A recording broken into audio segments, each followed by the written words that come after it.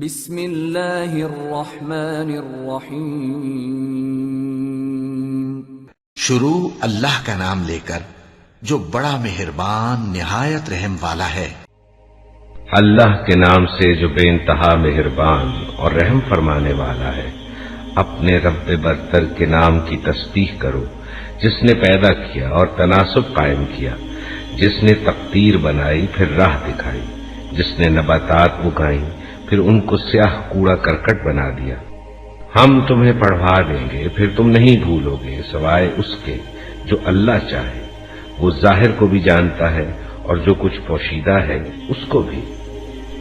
اور ہم تمہیں آسان طریقے کی سہولت دیتے ہیں، لہذا تم نصیحت کرو اگر نصیحت نافع ہو۔ جو شخص ڈرتا ہے وہ نصیحت قبول کر لے گا، اور اس سے گریز کرے گا وہ انتہائی بدبخت جو بڑی آگ میں جائے گا، پھر نہ اس میں مرے گا نہ جیے گا۔ فلاح پا گیا وہ جس نے پاکیزگی اختیار کی اور اپنے رب کا نام یاد کیا پھر نماز پڑھی، مگر تم لوگ دنیا کی زندگی کو ترجیح دیتے ہو، حالانکہ آخرت بہتر ہے اور باقی رہنے والی ہے۔